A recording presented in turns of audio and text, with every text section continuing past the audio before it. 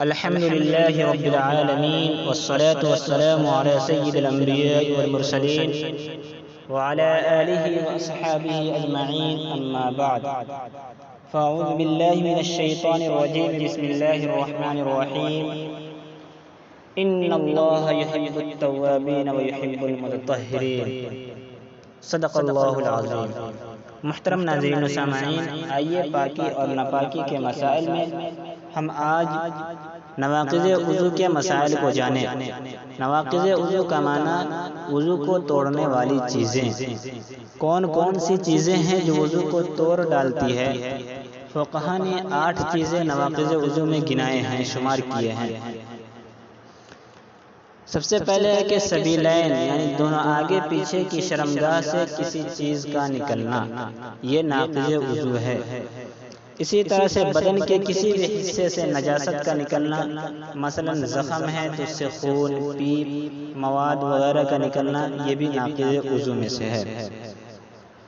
اسی طرح سے منہ بھر کے قے آ جانا، یہ بھی ناقض وضو میں سے ہے۔ اور نیند آنا، ایسی نیند جو مخرج کو ڈھیلا کر دے، وہ نیند بھی یا وہ اونگ بھی ناقض وضو ہے۔ اسی طرح سے بے ہوش ہونا، پاگل ہونا، مجنون ہونا، یہ تمام چیزیں وضو کو توڑ ڈالنے والی چیز ہیں۔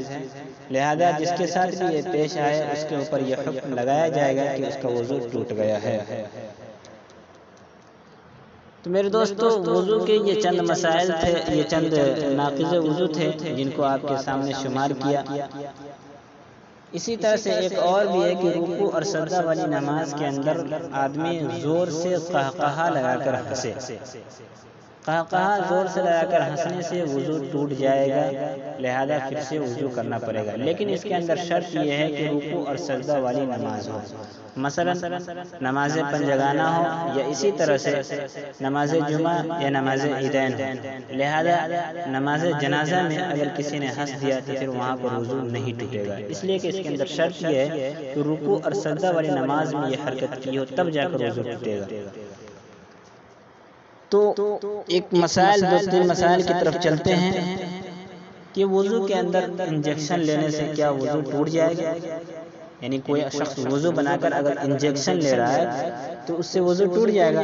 تو مسئلہ یہ ہے کہ اگر انجیکشن دینے میں بدن سے کوئی خون انجیکشن کے اندر، سرنج کے اندر، یا اسی طرح سے بدن کے اوپر ظاہر ہو جائے، خون اندر سے باہر جب نکل جائے کسی طرح سے، کبھی کبھی ایسا ہوتا ہے کہ سرنج ڈالنے سے خون باہر آنے لگتا ہے، تو پھر اس صورت میں وضو ٹوٹ جائے گا۔ ورنہ اگر صرف خون وغیرہ باہر نہیں آئے، صرف سرنج کی جو دوا ہے وہ اندر جا رہے ہیں، تو اس سے وضو نہیں ٹوٹے گا۔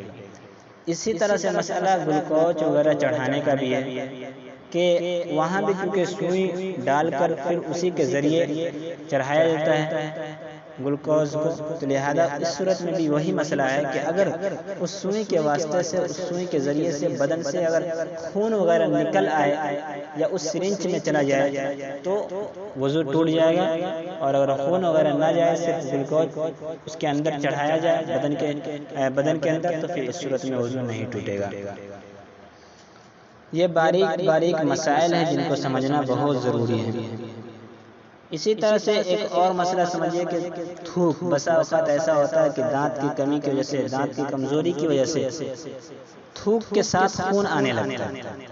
تو خون آنے کا مسئلہ یہ ہے کہ اگر منہ سے خون آئے تھوک کے ذریعے، تو اب دیکھا جائے گا تھوک کو کہ کیا تھوک کے اوپر خون غالب ہے یا مغلوب ہے۔ اگر خون غالب ہو تو پھر وضو ٹوٹ جائے گا، لیکن اگر خون مغلوب ہے تو وضو نہیں ٹوٹے گا۔ غالب اور مغلوب کا پتہ اس طرح چلے گا کہ تھوک بالکل سرخ رہے، سرخ ہو جائے تو پھر یہ کہا جائے گا کہ ہاں یہ خون۔ یا اسی طرح سے اگر تھوک کے اندر زردی ہو، سرخی نہ ہو، تو پھر اس صورت میں یہ مسئلہ لگایا جائے گا اور یہ حکم دیا جائے گا کہ وضو نہیں ٹوٹا۔ زردی اس بات کی دلیل ہے کہ خون مغلوب ہے اور تھوک غالب ہے۔ لہذا یہ چند مسائل تھے جو آپ کے سامنے رکھیں۔ اللہ تبارک و تعالیٰ سے دعا کریں کہ اللہ تبارک و تعالیٰ کہنے سننے سے زیادہ عمل کی توفیق عطا فرمائے، آمین۔